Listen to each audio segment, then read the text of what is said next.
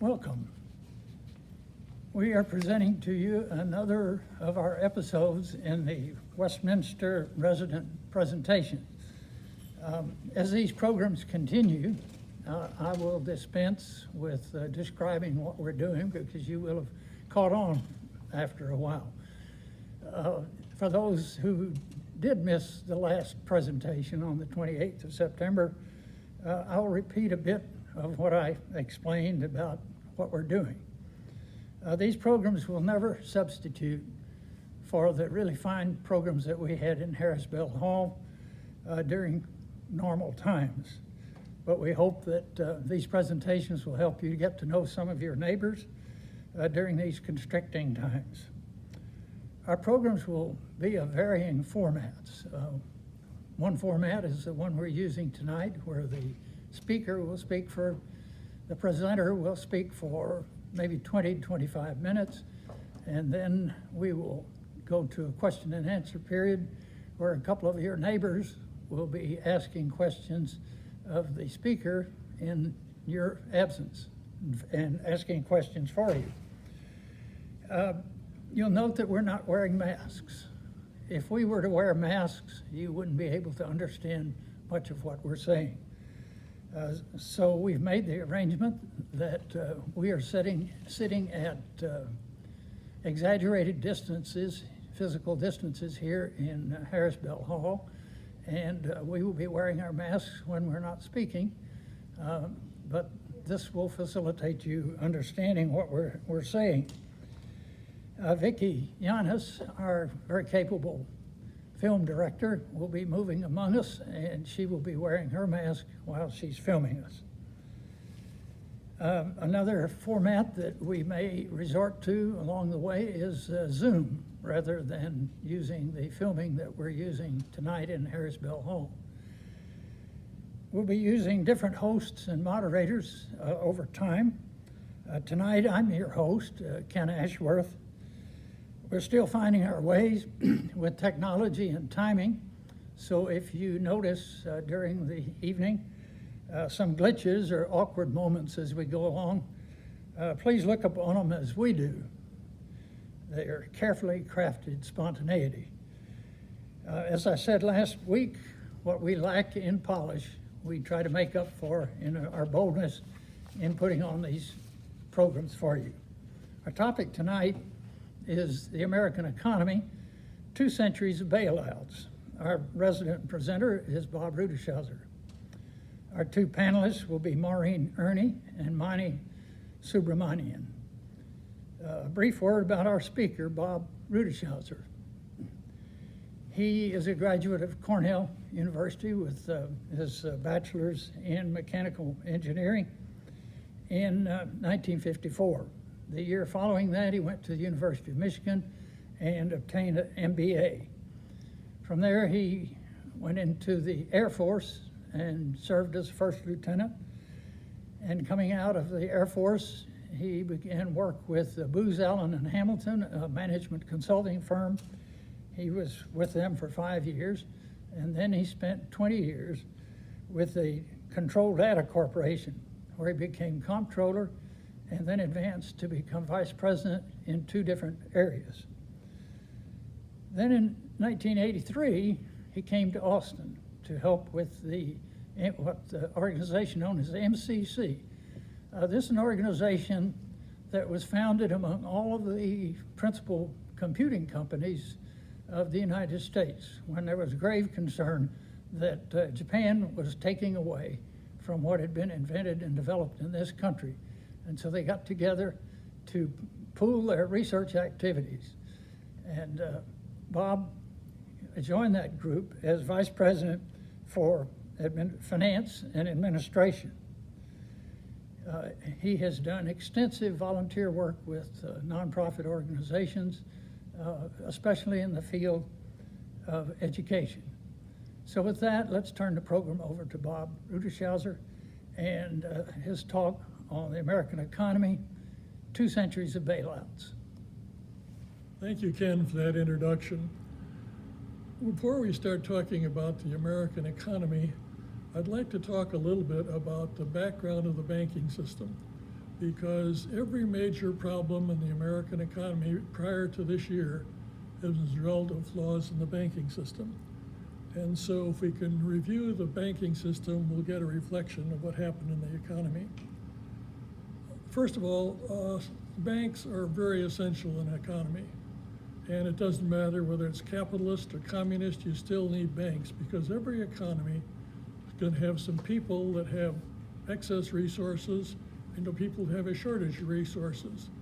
And the function of the banking system is to put those parties together and let them to make optimum use of the resources in the economy.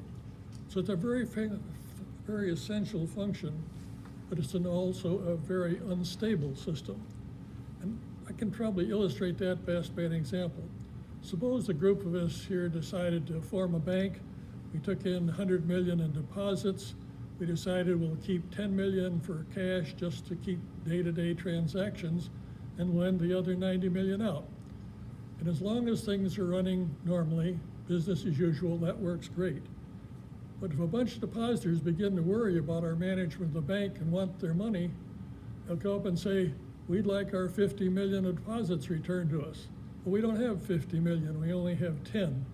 So after we hand out the 10, we have to turn depositors away, and basically the bank has failed and has to close its doors.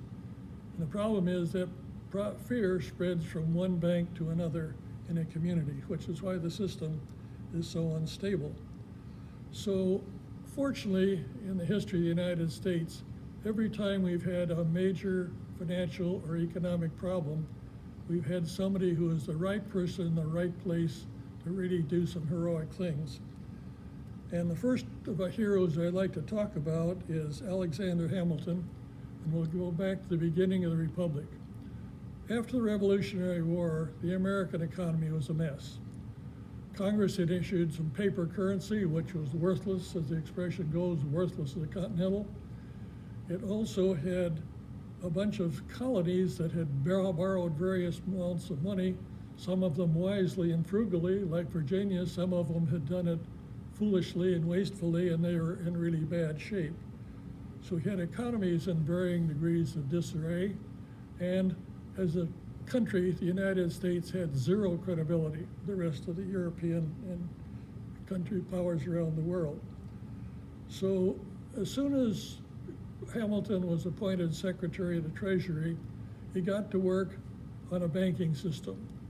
Now, Hamilton, brilliant guy, and he had done a lot of detailed study of the Bank of England and concluded they really knew how to run a banking system. So he proposed having a bank which he called the First Bank of North America. They would take in all the revenue that the federal government was gathering and put it in the bank, and then to sweeten the deal, the bank agreed to take over the debts of all the other colonies and be responsible for them. Well, some of the colonies thought that was wonderful because they were in really bad shape. Colonies like Virginia were kind of skeptical because they'd been good managers and they were treated the same as everybody else. But anyway, they all got behind the act, and it was passed in 1791, and the bank became operational. And very quickly, the United States got credibility in international markets, which is important, because when Jefferson wanted to buy Louisiana for 15 million, the French needed to have assurance that they were dealing with a responsible buyer. So Hamilton launched the bank, and it worked very well for about 20 years. Then it was renewed for another 20 years. But unfortunately, the second renewal came up when Andrew Johnson was president. Johnson didn't like banks, and he managed to kill the bank. And that was unfortunate, but that's just what happened. Another story. And so from the 1840s on, economy got along reasonably well, but with a lot of panics. And when the telegraph was invented in roughly 1840, word of a panic in one town would spread to another town, which would start another panic, would cascade around the country, and you'd have a national panic, which almost inevitably was followed by a recession. And that seemed to happen every 10 or 20 years. So I'd like to fast forward to 1905. And we had a new and rather surprising hero emerge on the scene in the form of J.P. Morgan. Morgan looked at the panic of 1905 and said, "This is a mess. We can't continue to tolerate that." So he invited the 30 most influential and wealthy people to the United States, to a meeting at his library in New York. And I visited the library about 2 years ago and got a detailed description of how that meeting went. Morgan, when they came in, he served cocktails and an elegant dinner, and then when dinner was over, he said, "Well, gentlemen, the guards have closed the gates to the library, and nobody will leave here until we get agreement on what we're going to do for the economy." So the meeting went on till 4 a.m., no agreement, and then Morgan pulls out a piece of paper, and every man's name is on the paper. Next to it is a number and a place where he could sign. And Morgan explained that this was the amount he thought each of them could contribute to a stabilization fund. And he signed, had the biggest number, so he signed first. He handed it over to the man with the second biggest number, who swallowed hard and then signed. The rest of them signed around the table. At 5 o'clock, the meeting ended, and they had a multi-billion-dollar stabilization fund. Well, the next day, when they announced that to the world, that they had a stabilization fund led by a syndicate headed by J.P. Morgan, the panic virtually disappeared, and business quickly went back to normal, which is what Morgan wanted. Now, that was great, but some of the people, like Teddy Roosevelt, said, we really shouldn't have to rely on a private financier to bail out the economy.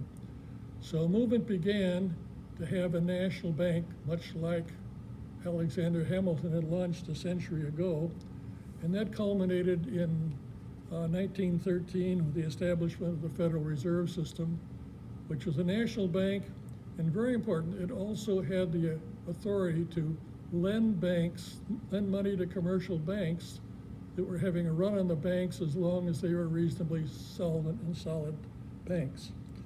So that stabilized the market pretty well, and the banking system was able to finance World War I without any real problems, and then things worked fairly smoothly until 1929 when the stock market crashed.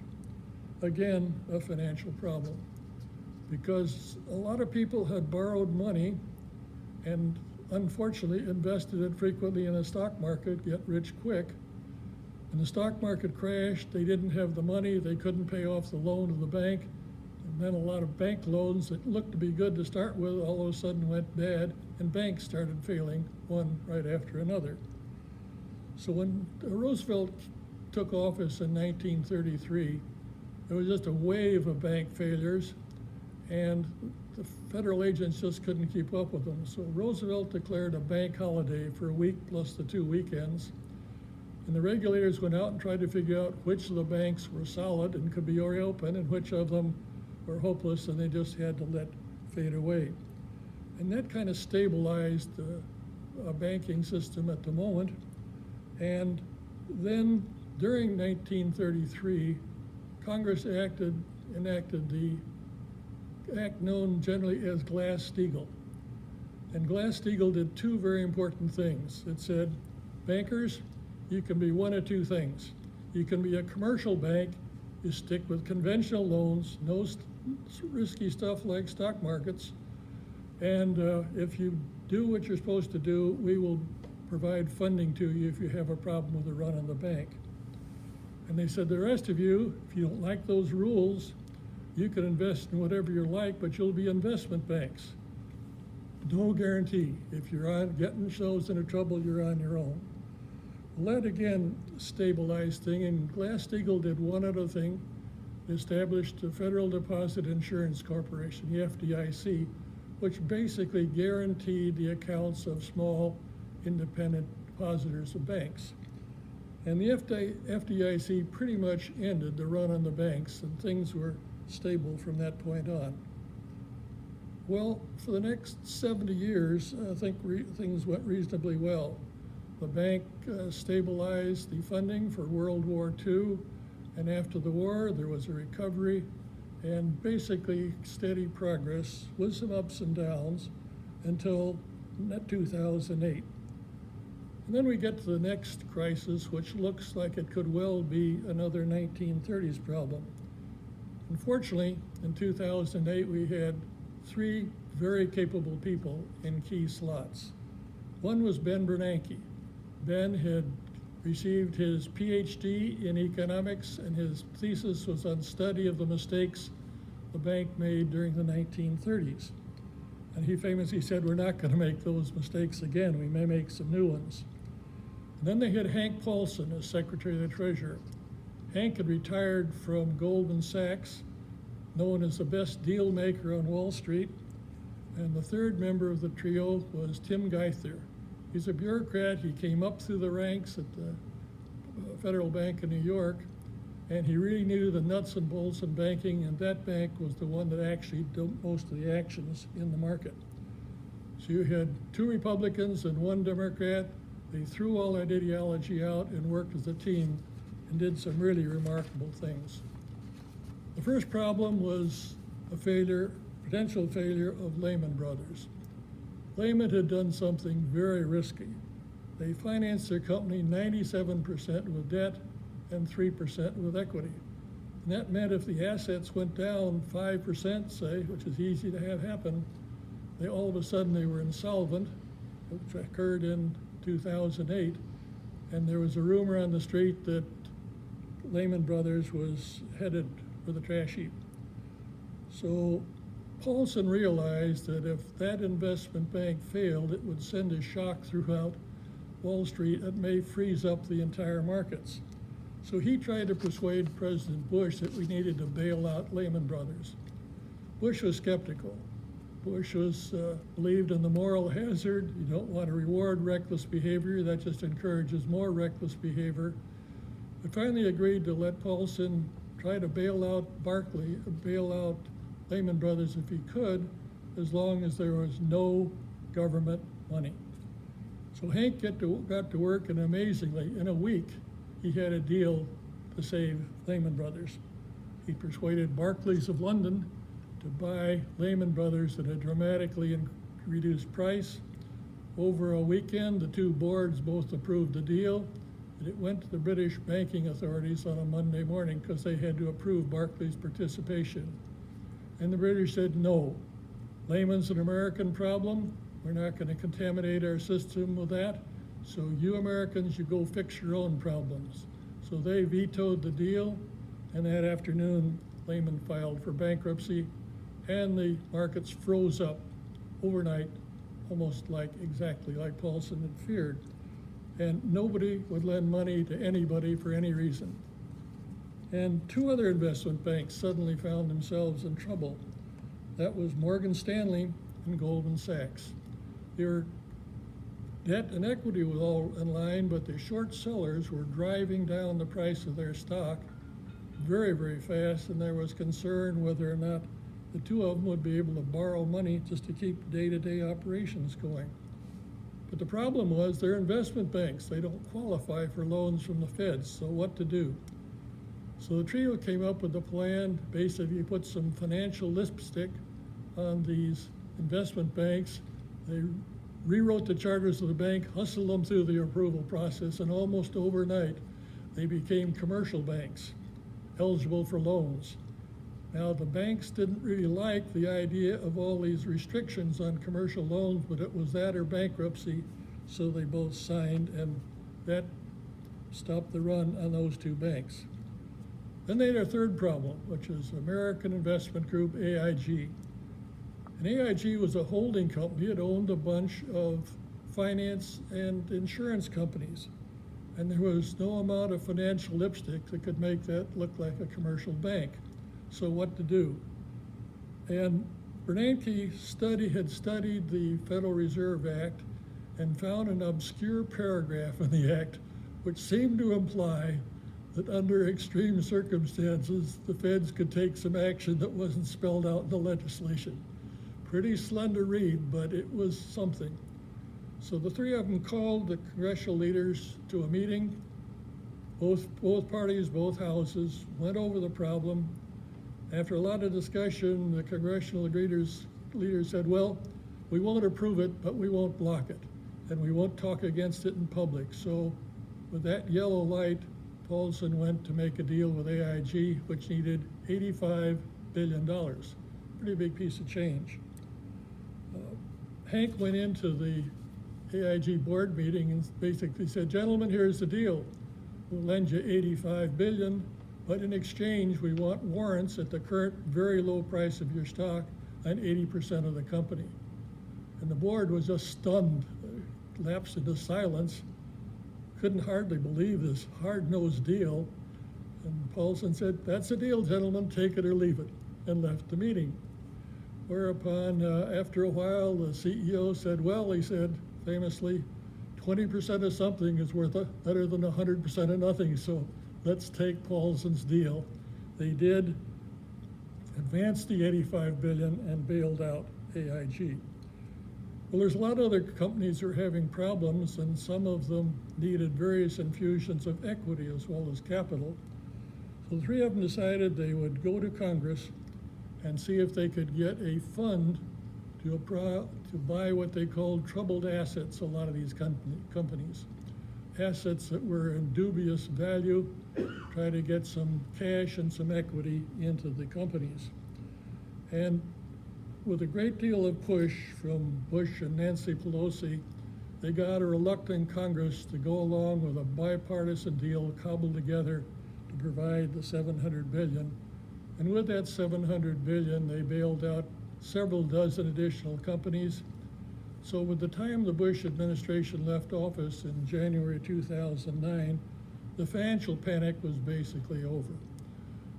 They still had an economy in deep depression, but it had passed a new phase. So when Obama took over, he hired Geithner as his Secretary of the Treasury. Bernanke was still in charge, so they still had the team pretty much together. And they persuaded Congress to vote a stimulus plan of $800 billion, again reluctantly.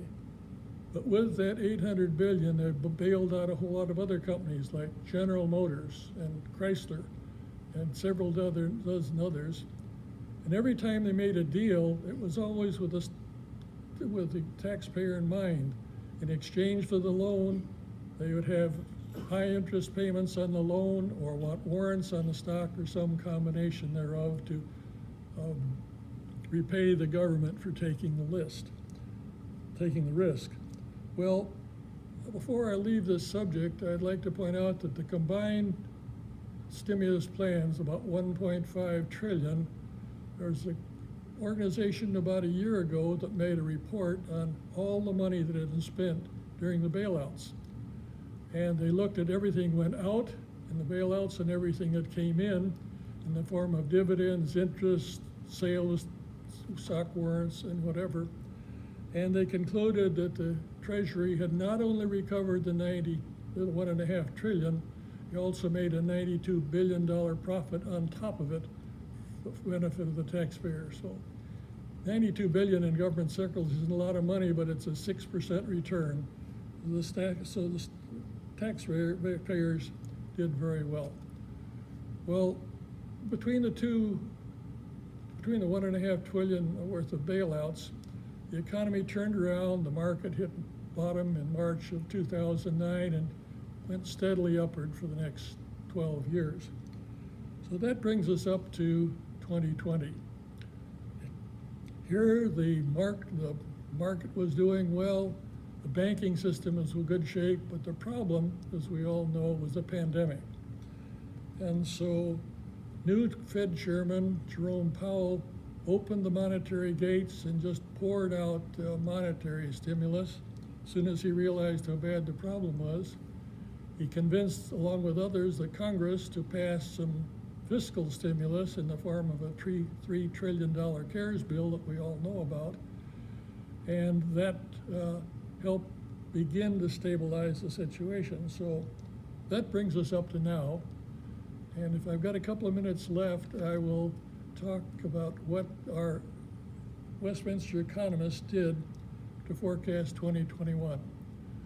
They looked at two forecasts had already been made since we didn't want to start from scratch. And one was the Federal Reserve forecast of June of this year, which they considered too optimistic. It was down and up in sort of a V shape. And then they also looked at the International Monetary Fund forecast for the United States, which was down 8 and up 3. And both teams of 10 residents looked through about 8 assumptions. Will there be another CARES Act? Will there be a vaccine by the end of the year? Will consumer sentiment recover sharply as the Fed was expecting, or slowly as it had in the 2008 experience? Would schools open in person? Would there be an election impact or a stock market impact? So the conclusion, averaging recommendations of both teams, was down 8% this year, which is what the IMF had forecast, and up 3.5% next year, which is a little bit less than the IMF had expected. And 1% difference may not sound like a lot, but it means about 1.5 million jobs. So it's a fair amount, particularly if you're one of the 1.5 million. So with that, we have not yet released that forecast to the financial markets. We didn't want to upset the markets, but it's available for anybody at Westminster to make use of if you would like to do so. So with that, Ken, I will pass the leadership of the meeting back to you. Well, thank you, Bob. I don't believe I've ever heard such a succinct summary of the economic situation from our Revolutionary War to where we are now. Great job.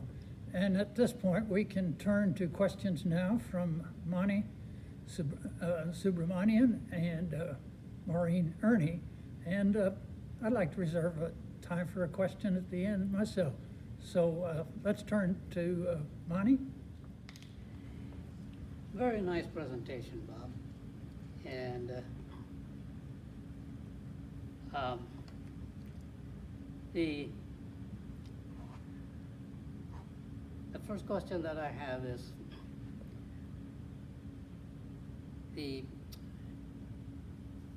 we are 50 days, less than 50 days for the election. And so we are going to have either a continuation of the Republican Party or Democrat taking over. And how do you think the economy is going to depend on who is going to be on the throne in Washington? Thank you, Manny. That's a very good question, and a lot of people have been asking that question.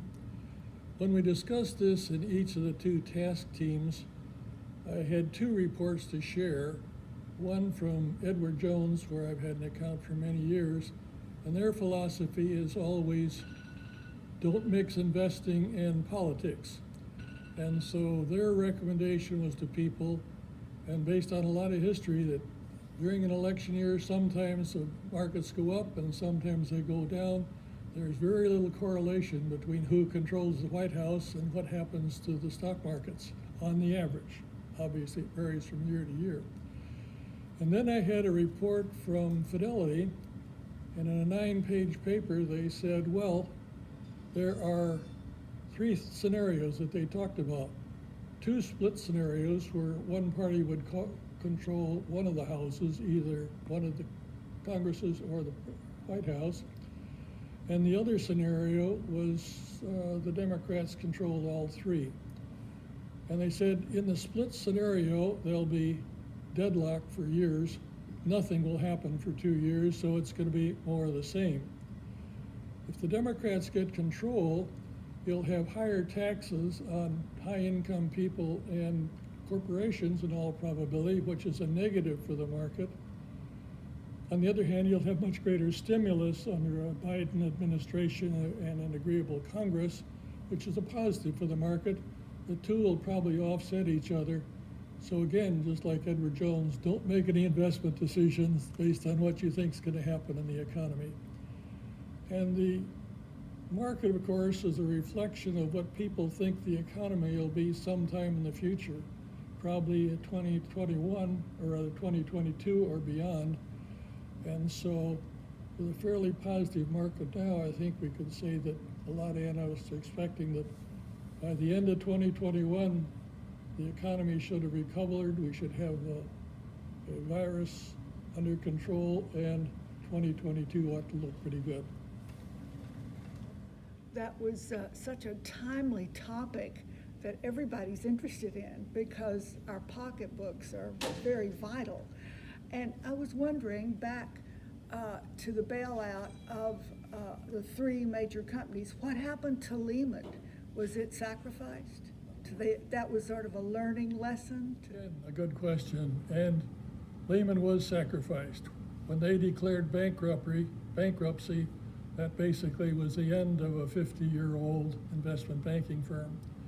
As it turns out, Barclays, which had been denied to buy the opportunity to buy the whole company, ended up buying pieces that they thought were valuable in during the bankruptcy proceedings. So parts of Lehman Brothers were still alive. They were bought by Barclays, which already had a small investment operation in the United States, and just expanded. So part of it lived on in the form of divisions of Barclays Bank, but the rest of it was just gone. That I have, Bob, is we probably in 2021 anticipate our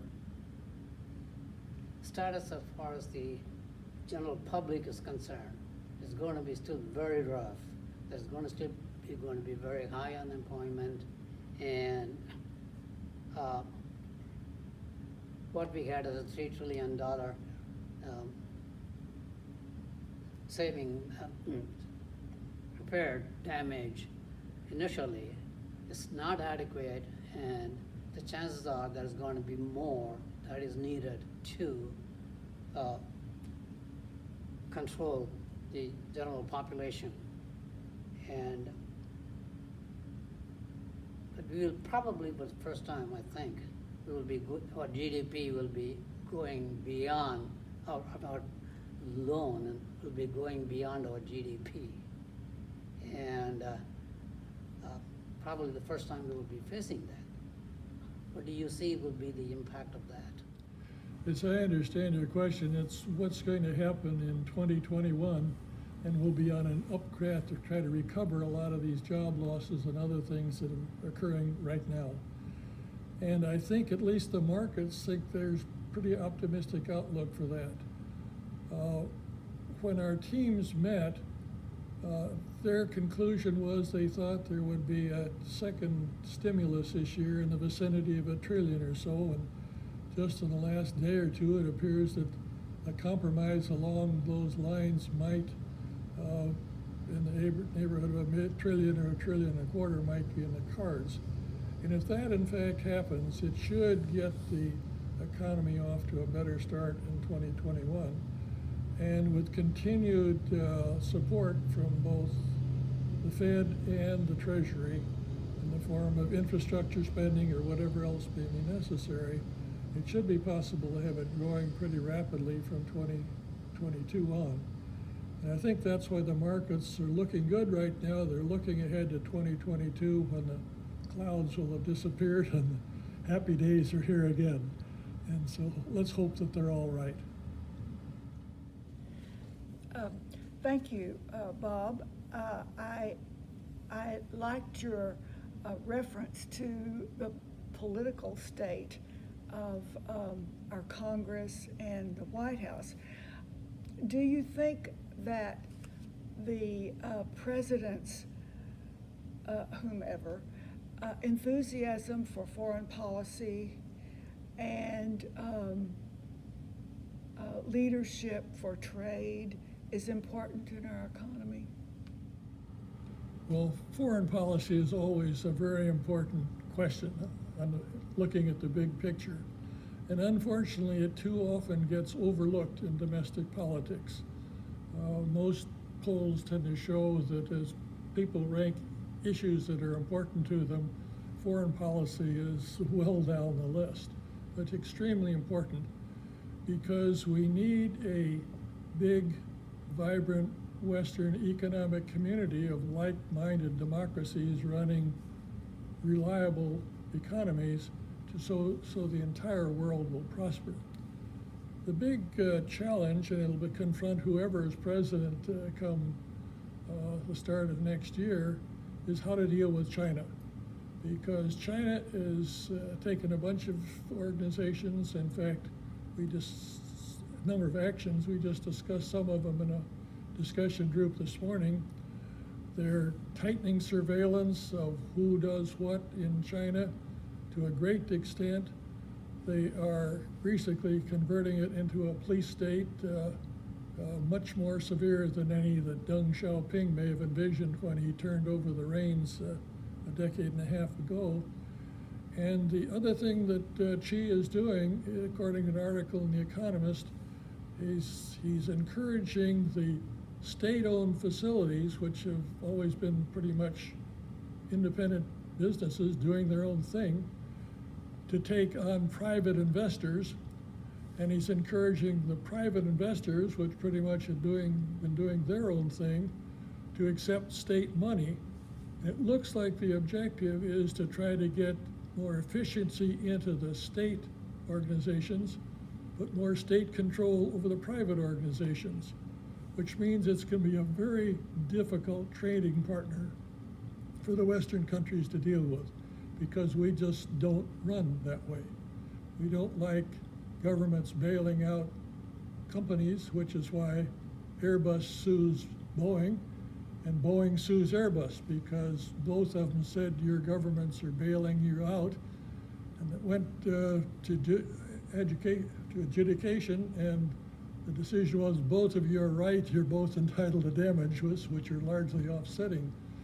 But how do you deal with an economy like the Chinese seem to be evolving to, with that kind of a structure? It's just going to make it very, very difficult to have a reasonable economic cooperation with what, before too long, is going to be the largest economy in the world. My concern is about lessons learned and whether the bankers and the financial speculators have learned a lesson. In 2008, and many times before that, irresponsible banking activities have been bailed out by the federal government. Now, what do we have to prevent those people from gaming the system, using the deposits that we trust to the banks? What do we have to protect ourselves that they're not gambling with our money again, and that the federal government is not going to bail them all out? Nobody was held responsible. Nobody was sent to jail. Nobody was really bothered by what happened or penalized for what happened. And you know, that's a lesson that somebody's got to be paying attention to. Let's try this again. Ken, that's a very good question, and again, a question lots of people have been asking. And we have on paper some controls. We have a system of both state and federal bank regulators that examine the banks at periodic intervals to try to make sure that they're staying inside the rules. And if they're doing their job, and I've never run a bank, but bank executives have told me that those regulators are really tough. If they'll let the regulators do their job, they can probably pretty much keep things under control.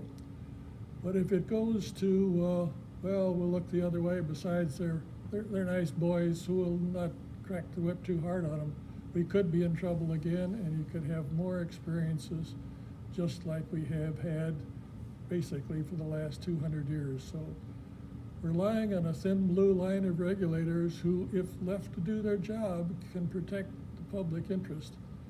But if they aren't allowed to do their job, like anything else, we could have more problems like we had in prior decades or prior centuries, I might say. Okay, Bob, I have one last question for you. And obviously you'll be talking to the Westminster residents. And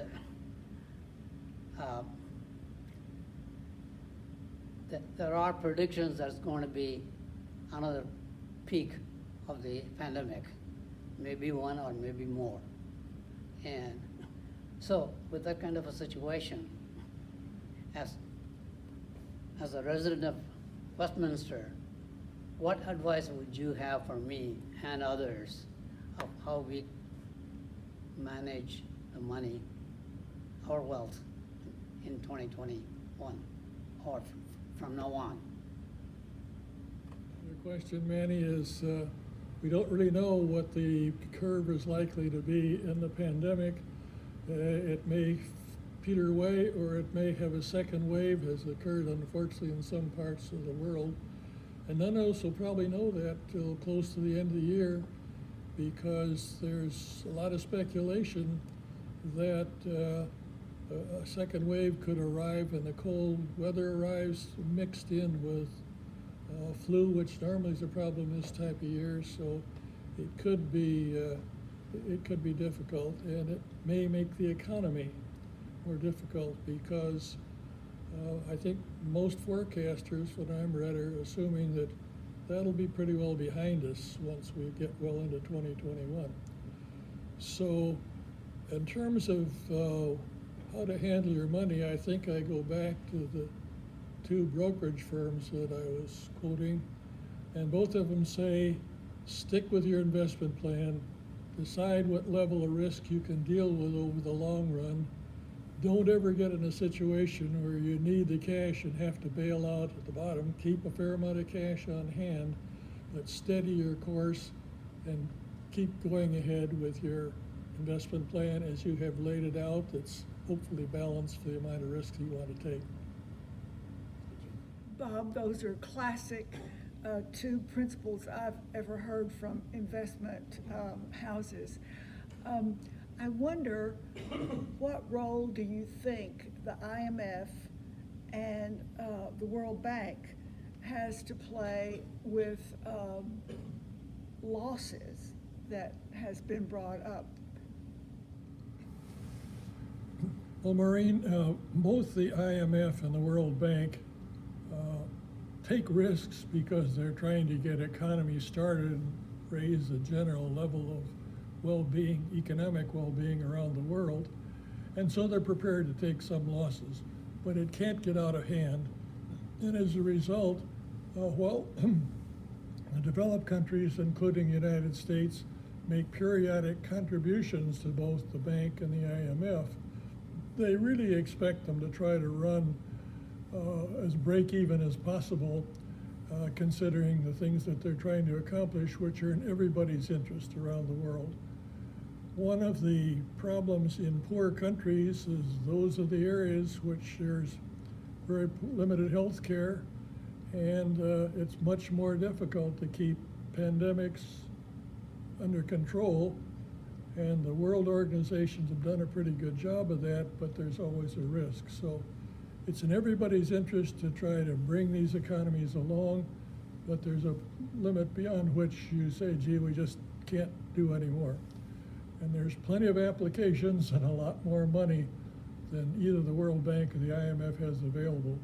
But they've done some remarkable things around the world, and I think we should be grateful for all the dedicated people in both of those organizations that are out in many times dangerous situations, providing food, medicines, and the like through local non-government organizations to try to get to the people that need the help. And they do some wonderful work, and let's hope the Western world in particular will be generous to able to keep infusing more capital in from time to time. It will be in the long-term interest of all of us.